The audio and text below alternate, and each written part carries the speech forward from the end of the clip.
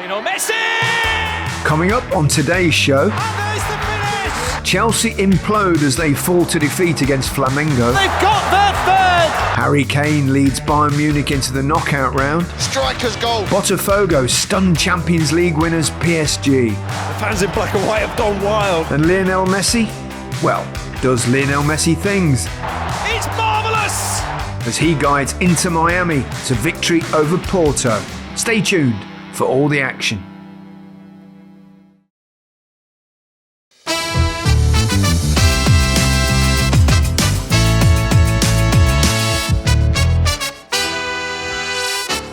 Hello and welcome to The Rest is Football with Alex Aljoe, Alan Shearer and me, Gary Lineker. Still no Micah, but he promises to be back for the next episode. It's been an interesting couple of days in the Club World Cup where we've seen PSG and Chelsea both lose. And then in the early hours of this morning, we're recording this on Saturday, Bayern Munich ended the South American unbeaten run by beating Boca Juniors. Don't forget, every single match is available to watch live and for free on the DAZN app. No subscription required. Firstly, hello, how are we? And Alex, you've been not moving around too much. You went to see, you were at the Bayern Munich game, weren't you? Yep. I was at the Bayern Munich game last night. Saw you interviewing Harry Kane. Yeah. He seemed in good mood. Player of the match, a goal and assist for him. It was a really good game, sell out at the Hard Rock Stadium. It had a feel of a knockout game at a World Cup. The atmosphere was amazing, probably the best atmosphere we've had yet. Two very different halves of football. Bayern Munich were all over them in the first half. Then in the second half, Boca Juniors came back into it. And maybe what we've been saying about them being in a different stage of the season physically, it was really, really hot. But yeah, Bayern Munich found a way to win it. Michael Olise was absolutely brilliant. He didn't get player of the match, but he was probably the best player on the pitch. Jane tries to help it. Oh, and that's the moment they wanted! Michael Olise picks his spot into the bottom corner. He's a real talent, isn't he, Olise? A couple of that little through ball he did, and his finish as well. He's doing really well in his first season at Bayern, hasn't he? Yeah, I think people doubted whether he'd be able to hit the ground running at Bayern, but looking at his numbers, 20 goals, 20 assists at Bayern this season. He scored 16 goals for Palace in 3 seasons, so that says all really. How was Harry's attitude with his goal? Not scoring in the previous game when he got 10. Yeah. But his attitude, I guess, was a bit different. Yeah, I had to ask him that, didn't I? Yeah. And he said, of course, you're going to be gutted if you're not on the score sheet in a 10-0 win. He did admit it, did he? Yeah, he did. He said, Good. you're gonna be disappointed. Of course you are. And he said he was extra motivated to go and score last night. Well, that's quite comforting to know, because often players, they just, no, it's not important. It's all a bit, team's the most important thing. We score, it doesn't matter who scores the goals. Bullshit. But it's good that he didn't We're go all down human. that bullshit route. He didn't go down there, did he? No, he didn't. At all. But Boca Juniors scored a really good goal as well, that equaliser. I think that's the goal of the tournament so far. Miguel Merentiel, they call him La Merentiel. Bestia, the Beast. The Beast. The Beast. But absolutely brilliant goal that was, wasn't it? Oh, superb. Fantastic. So that's them through now, isn't it? That's them through to the round of 16, the first team isn't it, through. Bayern Munich, The first team through, yeah. I asked Vincent Kompany after if that was good for him. He could rotate a bit, give some minutes to players who haven't played as much, and he said he didn't like the word rotation. Oh. He didn't want to call it rotation, which I thought was interesting. He just doesn't like the word, or he doesn't want to do it? I think maybe he just doesn't want to do it. It was interesting, Musiala on the bench again after his hat-trick, but then he limped off. I'm not sure what happened there, but hopefully he's fit because they need him fit. How do you enjoy doing the immediate post-match interviews? Depends who it's with. Well, yeah, I suppose some can be tricky. Managers are probably losing managers is the difficult one, I would imagine. Yeah, I'm in quite a good position here because I do the super flash, so that's obviously winning player, winning manager. Oh, right. You don't want to be doing that. No super flashing on this podcast, please. And then the thing is, but the thing about that is as well, it tends to be the winning player tends to get the player of the match as well, which by the way is superior player of the match. Alan, I know you I asked. thought that's what it was. last Yeah, episode. you changed the name. Yeah. Player of the match. Superior player Yeah. of the I match. mean, honestly, what a load of bullshit. Honestly, it's like this Spong. superior man of the match. I mean, why else are you voted man of the match? Yeah, I know. So I ended up basically doing 2 interviews with the same player. So I interviewed Phil Foden twice and Harry Kane twice. Yeah. So you have to you're like, hi again. Hey, yeah, you good? I saw somewhere they changed it to something different, to man of the match. So yeah. Superior. Okay. Boca Juniors, of course, that was the first South American team to have been defeated in the tournament. Still no Brazilian team, by the way. Right, let's talk about who's going to go through alongside Bayern Munich. Boca Juniors are 3 points behind Benfica, but they've got to play the group's whipping boys, Auckland City. But there's a big goal difference there, so it goes to head-to-head if Bayern Munich beat Benfica, which they need to happen to have any chance. A point for Benfica sees them through with Bayern Munich. Boca Juniors and Benfica drew. Now, the head-to-head is the first thing that you look at, but they've drawn, so then it goes to goal difference. And obviously, Benfica scored 6, even though it took quite a long time to score against Auckland City. Boca Juniors have basically got to score about 7 or hope that Bayern Munich bash Benfica to knock their goal difference down. So I think Benfica probably favourites, but Boca Juniors not without a chance. Yeah, I feel for Auckland City. I really do. I hope they score a goal. Before they go out. It's been a long way to go, hasn't it, for them? To be smashed, isn't it? Every game. Let's go back a couple of days. That's, I suppose, one of the big stories, particularly because there's a lot of games being played in Florida, in Miami. Inter Miami's result, huge win for them against Porto. I saw, I think it was David Beckham posted something on Instagram saying it's the first time an American team from the MLS has beaten a European side in a competition. I was starting to think, has there ever been a competition between? And I think it must be this tournament. So can you think of anything where there's been a club side competition that's featured a major competition, not pre-season friendlies? No. So I think it is the first time, but I was starting to think that's an amazing achievement. Then I thought, hang on a minute. But nevertheless, significant victory against a European club. Yeah. How apt it was that Messi got the goal. I mean, if you were ever going to write a script, then that was it, wasn't it? Yeah. Lionel Messi for Inter Miami to step up to put them 2-1 up. Lionel Messi! Bang! It's marvellous! It's magical! It's Messi! How does he make it look so easy? Well, Al, you scored a few of those in your time.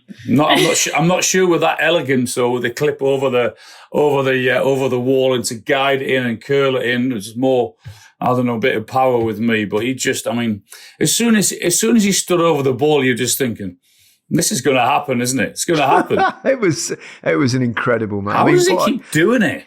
It's 37 years old, yeah, banging those free kicks in. 38 next in a day or two, isn't he? I think his birthday's on the 24th, or a few days, 2 or 3 days time. But you should know you stalk him, do everything else. You know everything else about him. I do. I'm a bit of a fanboy. Try and get an invite to his party, I think. Yeah. And Alan, shout out to Alan. I think you backed Inter Miami to go through, didn't you? Yes, I did. Yeah. Well, how can you not with him? With him in the team, I mean, you must think, they have to have a chance. And I think, it's like he's just ridiculous, isn't it? I don't know how he keeps doing it. He's scored more free kicks than penalties since 2018. Wow. I've got some other stats here. It was his 866th goal, 1,250 goal contributions in 1,104 games, 68th free kick, and 50 goals for Inter. I mean, I think he was, what was it? The superior player of the match. Superior. The spom. The spom, as they call it. I think they should chuck spom in the spam. Penny for Cristiano Ronaldo's thoughts. He's not going to like all this attention for Lionel Messi, is he? Absolutely, yeah. Cristiano also scored the goal, didn't he, in the Nations League final, so it's worth mentioning that. I mean, he keeps going on as well and still scores goals, but it was a good turnaround for them to come back and win that. And I think it's good for the tournament. I think it's good to have Messi providing they go through. It's good to have Messi into the next stage of the tournament. It's good to have Miami, one of the MLS teams, going through, because I think they might be the only ones. Alex, do you think? Yeah, definitely. And I think so. They just need a draw now in their last group game. That's against Palmeiras, and they'll go through. So It's looking very likely, isn't it? You would think that, wouldn't you? You'd fancy that to happen to get at least a draw. LAFC are already out and Seattle Sounders are not going through. So, Inter Miami will be representing stateside. Yeah. Which is, I think, would be good for the tournament as well. Let's take a little break, and then when we come back, we'll talk about one or two of the other games, including Chelsea's defeat. Welcome back to The Rest is Football with Alan Shearer, Alex Aljoe and me, Gary Lineker. Let's turn our attention to Botafogo and PSG. The Brazilian teams are flying in this tournament. I don't think any of us really anticipated Botafogo winning that game. It was relatively tight. PSG had most of the possession, but Botafogo had actually really more attempts at goal. We all thought that PSG would sort of cruise through, particularly after their first game as well, with them being so impressive. I didn't see this result happen. So, well done them. They've caused a huge upset there. They certainly have. Let me try and explain the position in this group, because this could get quite complicated. Good luck. Yeah, I'll do my best. PSG have got to beat Seattle Sounders, which I expect they do, to get to 6 points. If Atletico beat Botafogo, they'll also be on 6 points, as will be Botafogo. So you could have 3 teams on 6 points here. Now, the first thing in this competition goes head-to-head, which we've mentioned earlier, in which case each team has beaten the other team in that round robin, so therefore it goes to goal difference. So if Atletico beat Botafogo by 2 goals, they'll be on the same thing, but it'll go to Atletico because they would have scored more. Just explain that again. I didn't quite understand that, if you don't mind. Trying. So Atletico need to win by 2 goals at least to go through, which is not going to be easy at all.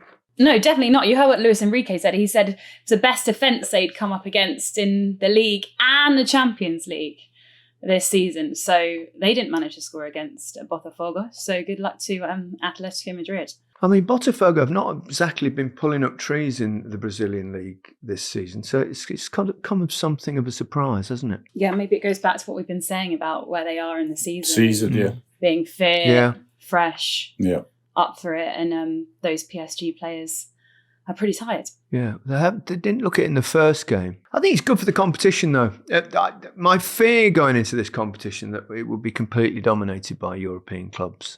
That would have been a concern, but I know it's early days, and it could still come down to the European clubs at the end. But I suspect, Flamengo as well and Botafogo, I think, could go deep into this tournament, having seen them. And I think that's got to be good for it, because you don't want, basically, if it turns into just another European Champions League, that would be damaging, I think.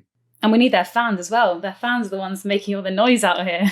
We need it for the atmosphere in the stadium. I think a Brazilian team could go all the way and win this. I never saw anything but South American teams being strong because of where they are in their league, because of how competitive they will take it.